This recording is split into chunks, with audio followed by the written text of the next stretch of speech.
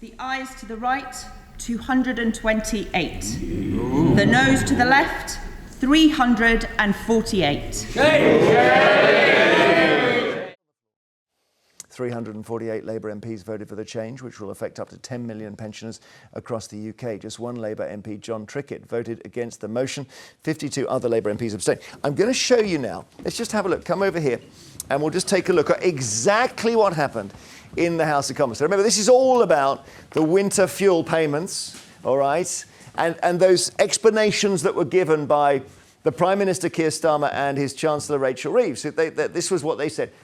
She said lots of people should be claiming more, about 880,000, should be claiming more benefits, and they would get the winter fuel payment. He says, well, hang on a minute. The pension goes up next year anyway, so it doesn't matter as much as you think it does. That's what they said. How big is Labour's majority? Let's just peer into the House of Commons.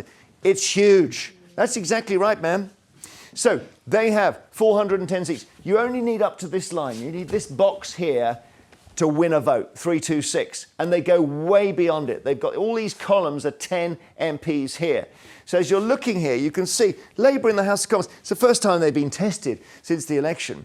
You have all of these MPs going all the way down here, and then you have these ones as well. So they've got lots and lots of leeway. So even if these ones here, and there's about, 80 other MPs they don't even need for a vote to win a vote, their majority is 174. Even if these ones here don't vote, they can still win. OK, here's the problem for Labour. What happens if those MPs vote against? Let's have a look at the votes last night. This is essentially the government vote, the noes, because the amendment was by the opposition. So it's all Labour MPs. If we look at those who abstained, this is where it gets interesting. So Labour MPs didn't so much as abstain. Here we are, Diane Abbott, Tahir Ali, Paula Barker, Matt Bishop. These are the ones. Hilary Benn's pretty senior. 52, Rosie Duffield, Kim Johnson, Clive Lewis. These are the 52 who abstained. By abstaining, they allowed Labour to still win the vote for the reasons I've just given. Where it gets fascinating is where if we look down the list here, we're now going to look at the members who voted for the motion. In other words, against the government. Now, we're saying to ourselves, is there anybody in this list who is Labour? Did any Labour MP, and I mentioned this guy before, I have to spin all the way through. It took me ages to find this guy. One person, right? We passed him. Come back up. Find me. There he is. He's the one person. Now, John Trickett MP is either going to find that his career has fallen down a hole in the road, which it probably has. He's never going to be in government. Or he's going to be regarded as some superhero. OK? Because he's the one Labour MP who voted against. But unless you get, the principle of that graphic is, unless Labour MPs actually vote against, Labour will still win these votes. Can I just congratulate, you've outdone yourself with that one. Well, the graphic? Graphics. Oh, thank you. You've outdone yourself. Well, you know, it's something about, if it had been two Labour MPs, it wouldn't be so interesting. The fact it's one. Now, I looked up John Trickett. Guess when he last had a job? Under which leader? Corbyn. There he is. So he was one of Corbyn's people. He obviously I'm guessing here, he probably hates Starmer. He was waiting to rebel, and he started off within 5 minutes. Well, maybe he just gives a damn about the elderly people in his constituency. Maybe that's the thing. Well, 52 of them abstained, and they give a damn. No, they don't give a damn. That's the point. What, the abstentions don't? They abstained for this because they didn't have the guts to go in and vote against their leader, who was wrong on this. Starmer and Reeves should be hanging their head in shame, as should all of those 52 MPs who abstained, because all of them have let down the people in their constituency, which is who they represent. And the rest of them, they cowed into submission. Most of them were whipped into submission by threats from Starmer and from Reeves to not vote against this. The whip should only be used in instances where there are serious disciplinary measures that are happening. This is a misuse of the whip, and it's disgusting when, in this country, we give billions every year in foreign aid to countries that are richer than us. We give billions, we're paying billions for the immigrants who are coming into this country, and yet, listen, Jonah, let me finish my point without saying, oh God. I'll come to you. So, and yet we're paying billions to Ukraine, which is the right decision. However, we are willing to let old people die of hypothermia in this country, and it shocks me to my core that Labour MPs, Labour is supposed to exist to take care of society's most vulnerable, and they are picking their pockets. Nelofer, we're not looking after our own. Yeah, we're not. I'm just going to address a really important point that Carol's made that I think must be debunked immediately. The idea that immigrants coming into our country, you haven't specified what type, so I'm just going to assume illegal ones, the illegal coming by ones like boat. me. The ones that came to this country have nothing to do with the winter fuel allowance. Didn't This say is they had. this is I an said we exaggeration had of the money highest to spare. order. Don't Okay. you keep doing this? You put words in my mouth all the time. I didn't say they had. What I said was, Starmer is using the excuse for this, this fantastical black hole that we need the money.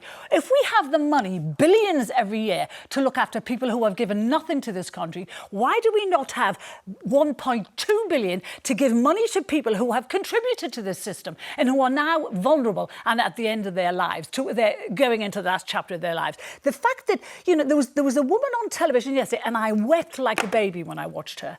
She said that she will have her heating on at 13 degrees in the winter, which is freezing. That is really cold. She said she hasn't cooked a hot meal now in weeks because she's frightened to put the cooker on. She misses pension credits by £3 a month. Now, that is shocking that someone like that, who has worked all their lives, is in this terrible position. Do you agree with me that the responsibility, the solution, and the outcome of that is at the foot of the government and not at immigrants?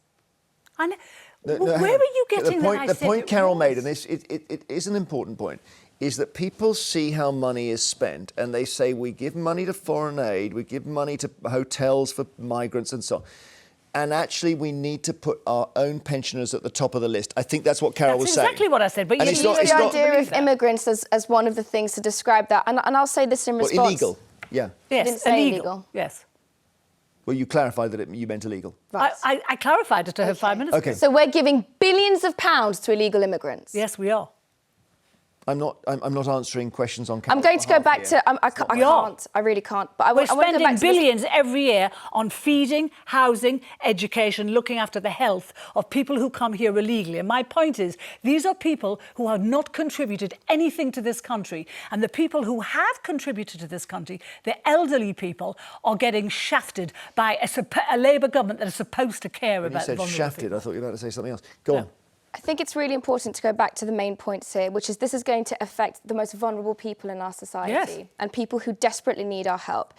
The fact You- that you Keir agree that Starmer it's did wrong? not... The fact that... I really just want to get a sentence out. Go on. The fact that Keir Starmer hasn't used a 3-in-line whip in this instance, the fact that he hasn't said, either you vote for this bill or you're going to be told one, is an impressive thing. And I'll tell you what, a healthy democracy, a healthy parliamentary democracy requires a healthy opposition, but it requires discourse within the majority leading party. No, you're not going to run that line, are you? When It's you tried really to take the whip important. off Diane Abbott? I'm not trying to take the whip off Diane Abbott whatsoever. What I'm saying is that the ability in this mature adult government to be able to say to their own party, vote with your conscience, vote with what you think you can do He for did your not say constituents. that to me. He Didn't said say the that. opposite. He- They were threatened. That's a detail. They were here. not whips, That's threatened. the interesting thing is sorry. this: you two agree that it's the wrong policy. You think it's the wrong policy as absolutely- well. I don't think it's the wrong policy. I think that the Labour Party have to Why make do you choices. think it's the right Okay. policy? What? Because, this policy... I can answer that on Nelofer's. Because we haven't got any money. I'm sorry, this policy will only save £1.2 billion. Oh, that is that thing of, The it public doesn't matter sector 'cause it's pay a small- rises will cost £14 billion. Well, if we can't afford to point. give Okay. pensioners £1.2 billion, Well, that's we a good sure point. as hell can't afford Natalie is in public Buckinghamshire. Hi, Natalie. What do you want to say? Hi everyone. So I cannot believe that the government is not looking after our most vulnerable people in society, and they're giving billions of pounds away to foreign aid to help other countries. But I've not seen one country turn around and say, "We're going to help you. We're going to help your most vulnerable." Exactly. We give and give and give, and we don't take, and yet we are punishing our pensioners. And let's face it, most of them might have a choice of heating or eating, but I can guarantee you now, most of them will have no choice and won't be able to heat and won't be able to eat this winter. It's disgusting. It's really tough, and I agree with you that this is going to affect the most vulnerable in our community. And here's the other thing that the thing that I have a problem with is the elderly in our community are the least likely to ask for help. They're the least likely to go up and say, listen, I'm struggling here. In the instance that Carol mentioned, and that's absolutely true. But the other thing is that we need to find the money. We need to make sure this is means tested. It's not like the winter fuel allowance is being taken away completely from every pensioner in the country. That's absolutely not what's happening. I'll let Natalie respond to that. Natalie, you think we're just spending money on the wrong things? We are spending money on the wrong things. We can help instantly. Cut foreign aid. Not completely. Cut it in half. Corporation tax, Google, Amazon, all the big companies, make sure they're paying their tax in full. Well, yeah, we have quite high corporation tax rates. I don't know, you want to put them even higher. You know what gets me? It's a dignity thing. You know, people who have contributed to this state should not be in a position to have to beg and be means tested for a few quid to help them keep warm. Let's take some more calls after the break. Paul in Chester, hi.